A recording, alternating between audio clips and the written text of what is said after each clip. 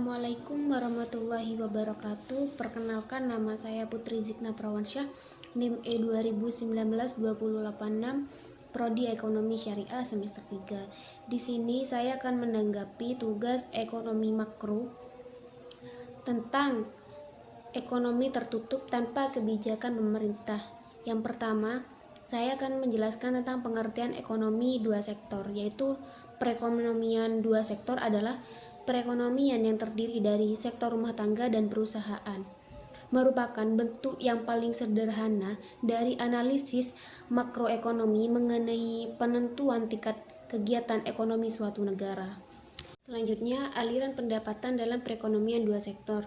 Yang pertama, sektor perusahaan menggunakan faktor-faktor produksi yang dimiliki rumah tangga. Yang kedua, sebagian besar pendapatan yang diterima oleh rumah tangga akan digunakan untuk konsumsi, yaitu membeli barang dan jasa yang dihasilkan oleh sektor perusahaan.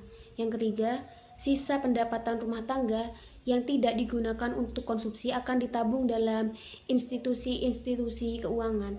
Dan yang terakhir, pengusaha yang ingin melakukan investasi akan meminjam tabungan rumah tangga yang dikumpulkan oleh institusi keuangan. Selanjutnya, hubungan antara konsumsi dan pendapatan. Pendapatan rumah tangga adalah faktor terpenting untuk menentukan tingkat pengeluaran. Contoh ada pada tabel 4.1 halaman 108 Sadono Sukirno. Tabel tersebut menunjukkan hubungan antara disposable income dengan pengeluaran konsumsi dan tabungan rumah tangga. Keterangannya yaitu yang pertama, pada pendapatan yang rendah, rumah tangga mengambil tabungan. Ini berarti rumah tangga harus menggunakan harta atau tabungan masa lalu untuk membiayai konsumsi. Dan yang kedua, kenaikan pendapatan menaikkan pengeluaran konsumsi. Sisa pertambahan pendapatan ditabung. Dan yang terakhir, pada pendapatan yang tinggi, rumah tangga menabung. Selanjutnya, kecondongan mengkonsumsi, yaitu ada dua. Yang pertama, kecondongan mengkonsumsi marginal merupakan perbandingan di antara pertambahan konsumsi yang dilakukan dengan pertambahan disposable income yang diperoleh. Rumusnya seperti di bawah ini. Yang kedua, kecondongan mengkonsumsi rata-rata merupakan perbandingan di antara tingkat konsumsi dengan tingkat disposable income. Seperti di bawah ini contohnya, perhatikan yang ada di tabel 4.2 halaman 110 Sadono Sukirno. Kecondongan menabung, yaitu ada dua. Yang pertama, kecondongan menabung marginal merupakan perbandingan antara pertambahan tabungan dengan pertambahan disposable income. Rumusnya seperti di bawah ini. Dan yang kedua, kecondongan menabung rata-rata menunjukkan perbandingan di antara tabungan dengan pendapatan disposable, seperti di bawah ini. Selanjutnya, fungsi konsumsi dan tabungan.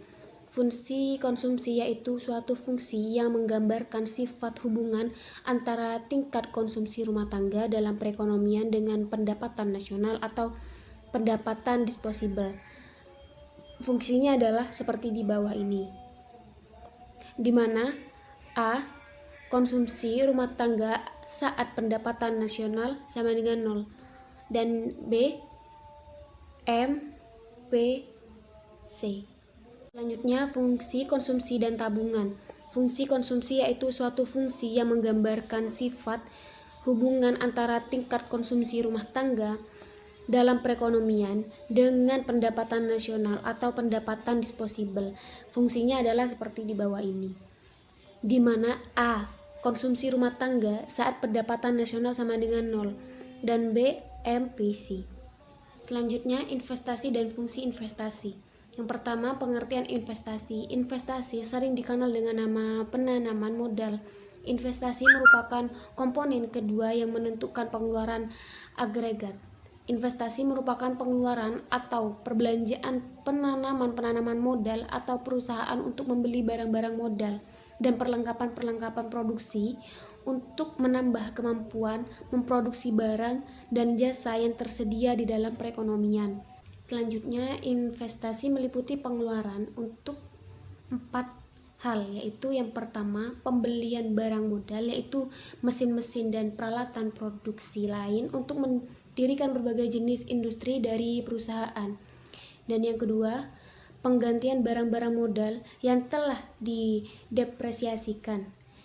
Yang ketiga, pengeluaran untuk bangunan kantor, pabrik, dan lain-lain. Dan yang terakhir, pertambahan nilai stok barang-barang yang belum terjual.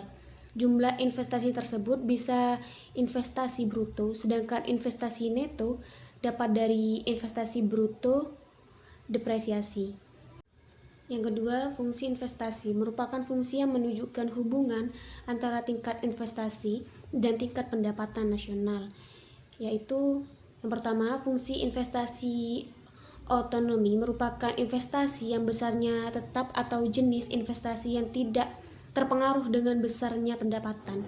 Dan yang kedua, investasi terpengaruh merupakan investasi yang besarnya dipengaruhi oleh besarnya pendapatan nasionalnya. Semakin tinggi pendapatan nasionalnya, semakin tinggi juga investasinya.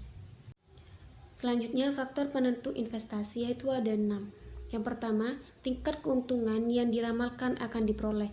Yang kedua, suku bunga.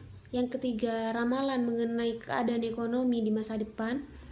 Yang keempat, kemajuan teknologi. Yang kelima, tingkat pendapatan nasional dan perubahannya. Dan yang terakhir, keuntungan yang diperoleh perusahaan-perusahaan.